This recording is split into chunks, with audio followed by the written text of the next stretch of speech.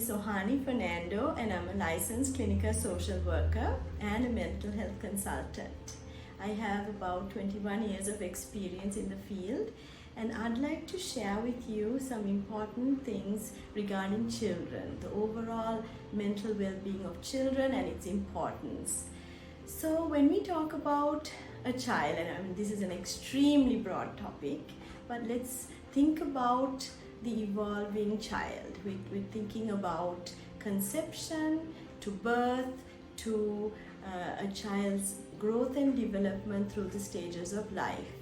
So overall, what a mother does at conception, really it starts there. That's when a child really develops and grows with that connection to its mother. At birth, when a child is born, we always think, I mean, at least I used to think that when a child is born, the child comes with all of its organs in place and everything is developed to the full.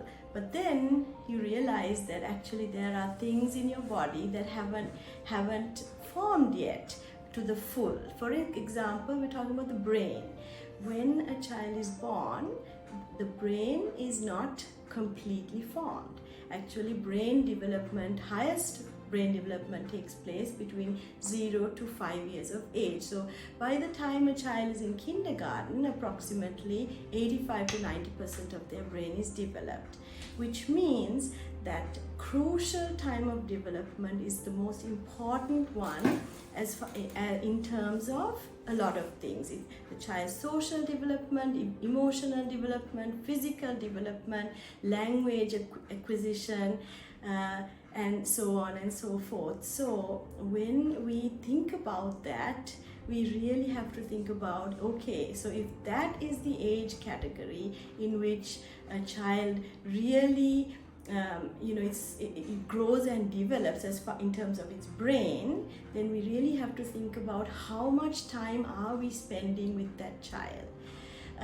So when we, just to not go into technical details, but when we look at our brain, for example, most of the brain cells are formed at birth. However, it's the brain, it's the cell, the connections, neuron connections that really is needed for a child to the trajectory of a child's development really matters with that connection, that neuronal connection. So for example, a child's experiences, what a child faces, what a child hears, what a child smells, what a child sees, all of that really matters to form those strong neuron connections. So adults, that connection between an adult, that one-to-one connection between a child to its caregiver. It could be their biological parent, which is what is the most important, but there are instances where a child does not have a biological parent. It's that one-to-one connection with a caring adult that is necessary for a child's optimal development. So it is so important for an adult to really have a close connection to a child. So when we talk about that, we are talking about from holding a child, from holding a baby, to speaking into a baby's life, to listening to its cues. When a baby cries, when a baby, what a baby needs. Is the adult attentive to the baby's needs? And that is what is needed throughout the child's life. Is that paying attention. A lot of children come into counseling. I'm also a counselor and psychotherapist. They come into counseling sessions saying, no one's listening to me. No one's listening to me.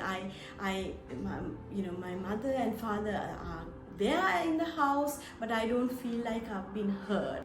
There are so many tips I can share with you, but for this segment, that is all I have for now. I look forward to continuing this with you at a later date, because I have other tips that I want to share with you specifically around stress management for children. Thank you for listening.